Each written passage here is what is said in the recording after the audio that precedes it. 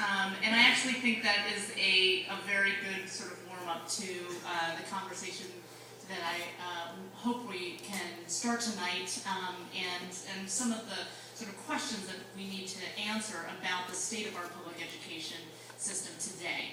So just to give you a little bit of background, I was the chancellor of the Washington, D.C. public school system for about 3.5 years.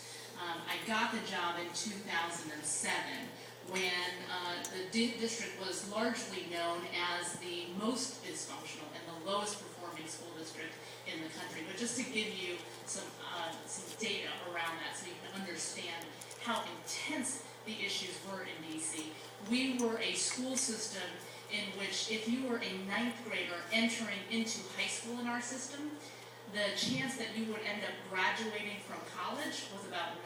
9%.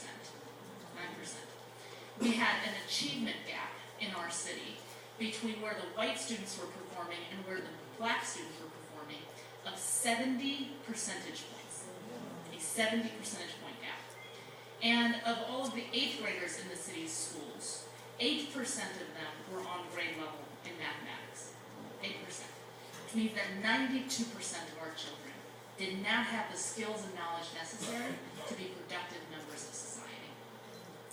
So when I took the job, I sort of went out and I was trying to rally the troops. I was talking to the city about having a different vision, a different set of expectations for kids, and I would go to meetings like this throughout the city, and I would sort of talk about what I thought was possible and how we were going to change.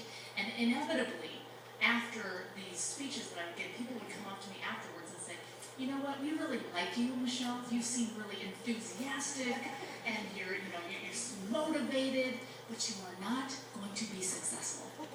And I'd always say, gee, thanks. Why do you think so? And they'd say, because schools are a reflection of the communities that they're in. And as long as we have the economic disparity in our country that we do, we're always going to have an inequality in education as well, because you're always going to have rich, wealthy communities. In those communities, you have a lot of effort, you have a lot of resources, you have a lot of engagement, and so those schools are going to be successful.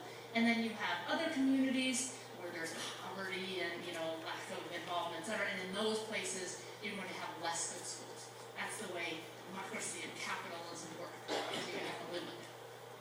And I never thought that was the way that things had to be, but I could never quite figure out how to explain kind of something different. And so it was interesting, because about 1.5 years into my tenure, I had the good fortune of meeting Warren Buffett. So first of all, never in my life, folks, did I ever think that I would have the opportunity to meet the richest man in America. I was so excited. But there I was one day in Omaha, Nebraska, having a steak dinner with Warren Buffett, who was, by the way, a graduate of the D.C. public schools. And he looked at me about halfway through the meal and he said, you know, Michelle, it is very easy to fix the problems in public education in America today. And I said, super.